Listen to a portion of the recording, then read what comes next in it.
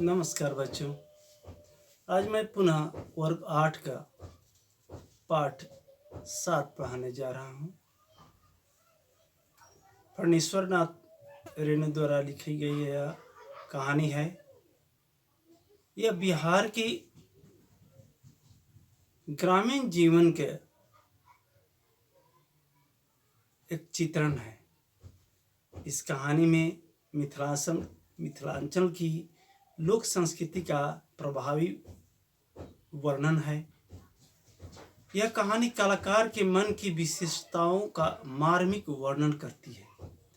इसमें एक कलाकार है सिरचन, जो अपने कला से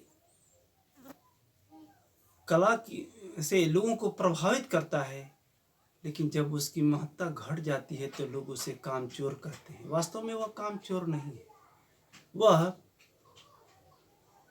कला का धनी है, विचारों का धनी है, भले ही गरीब व्यक्ति है। किसी की बात बर्दाश्त करने में उसकी क्षमता नहीं है। तो चलिए पढ़ते हैं। खेती बाड़ी के समय गांव के किसान सिरचन की गिनती नहीं करते। लोग उनको बेकार समझते हैं, इसलिए खेत खलिहान की मजदूरी के लिए कोई नहीं बुलाने जाता।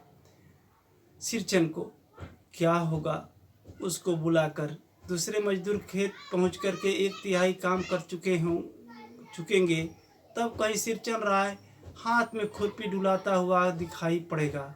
पगडंडियों पर तौल तौल कर पांव रखता हुआ धीरे धीरे। मुफ्त में मजदूरी देनी हो तो और बात है। देखिए, आज यहाँ पर सिरचन की ये हालत दिखाई जाएगी। आगे हम देखेंगे कि सिरचन में क्या गुण था। आज सिरचन को मुफ्तखोर, कामचोर या चटोर कह ले कोई।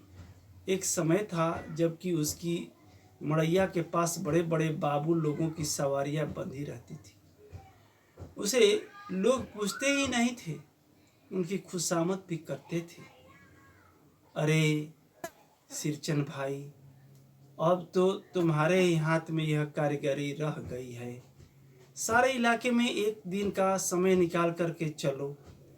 कल बड़े भैया की चिट्ठी आई है शहर से। सिरचन से एक जोड़ा चीक बनवा करके भेज दो। चीक चटाई, बांस की चटाई। मुझे याद है, अभी बता रहे हैं, मेरी माँ जब कभी सिरचन को बुलाने के लिए कहती, मैं पहले ही पूछ लेता, भोग क्या क्या लगेगा। भोग मतलब भोजन, अर्थात सिरचन को भोजन करा दीजिए और काम करा लीजिए, अच्छा से भोजन कराइए। माँ हंसकर कहती, जा जा, बेचारा मेरे काम में पूजा भोग की बात नहीं उठाता कभी। ब्राह्मण टोली के पंचानंद चौधरी के छोटे लड़के को एक बार मेरे सामने ही बेपानी कर दिया था। बेपानी मतलब कि शर्मिंदा कर दिया था। सिरचन ने क्या बोला था? बोला था, तुम्हारी भाभी नाखून से काटकर तरकारी परोसती है और इमली का रस डालकर कढ़ी तो हम कुम्हारों की घरवाली बनाती है। तुम्हारी भाभी ने कहाँ सीखा है? व्यंग कर रहा है, कहाँ सीखा है दांत से नाखून काटते हुए खाना परोसना। इसलिए सिरचन को बुलाने के पहले मैं माँ से पूछ लेता। सिरचन को देखते ही माँ कुलास कर कहती, आओ सिरचन, आज नेनू मथ रही थी तो तुम्हारी याद आ गई। नेनू मथ रही थी मतलब दही मह रही थी। घी की हाड़ी के साथ चूड़ा तुमको बहुत पसंद है ना। और बड़ी बेटी ने ससुराल से संवाद भेजा है, उसकी ननद रूठी हुई है मोती की शीतल पार्टी के लिए। सिरचन अपनी पनी आई जीभ को संभाल कर हंसता, घी की सोंधी सुगंध सुनकर ही आ रहा हूँ भाभी, नहीं तो इस शादी ब्याह के मौसम में दम मारने की भी छुट्टी कहाँ मिलती है। सिरचन बता रहा कि हमें छुट्टी नहीं मिलती है। लोग हमें शादी विवाह में हमेशा अपने घरों में बिटिया की विदाई के सामान बनवाते रहते हैं, सिरचन जाति का कारीगर है।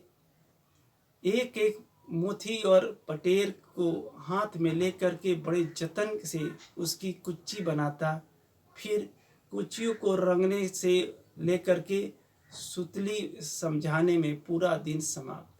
काम करते समय उसकी तमन्नाता में जरा भी बाधा पड़ी कि गेहूं सांप की तरह फुफकार उठता। फिर किसी दूसरे से करवा लीजिए काम। सिरचन मुँहजोर है, काम चोर नहीं मुँहजोर है। जवाब देता है, तुरंत जवाब देने वाला है।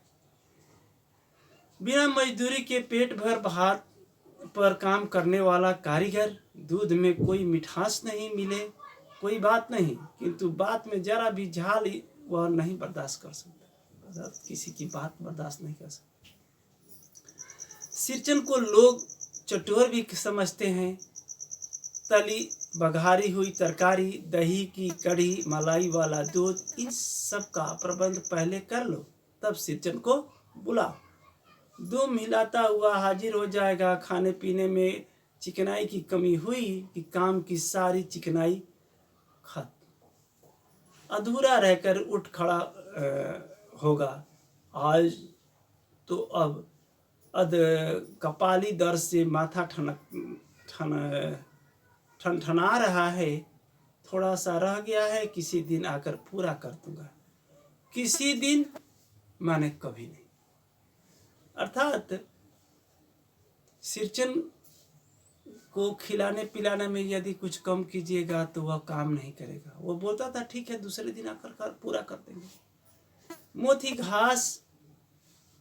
मोथी घास देहातों में होती है। धान की अभी फसल है, उसमें मोथा होता है। देहात में आप लोग जानते हैं मोथी घास। और पटेर की रंगीन शीतल पाटी, बांस तीलियों की झिल मिलाती चीख, सतरंगे डोर के मोड़े, भूसी चुनी रखने के लिए मूंज की रस्सी के बड़े बड़े जाले, हलवों के लिए ताल के सूखे पत्तों की छतरी, टोपी तथा इसी तरह के बहुत से काम जिन्हें सिरचन के सिवा गांव में और कोई नहीं जानता। देखिए उनके काम के बारे में बताया गया, क्या क्या कर सकते हैं। यह दूसरी बात है कि अब गांव में ऐसे कामों को बेकाम का काम समझते हैं लोग। बेकाम का काम जिसकी मजदूरी में अनाज या पैसे देने की कोई ज़रूरत नहीं। पेट भर खिला दो, काम पूरा होने पर एकाध पुराना धुराना कपड़ा दे करके विदा करो, वह कुछ भी नहीं बोलेगा। कौन? सिरचन। तो बच्चों आज के लिए हम इतना ही रखते हैं। मिलते हैं अगले वीडियो में। तब तक पढ़ते रहिए, पढ़ते रहिए। नमस्कार।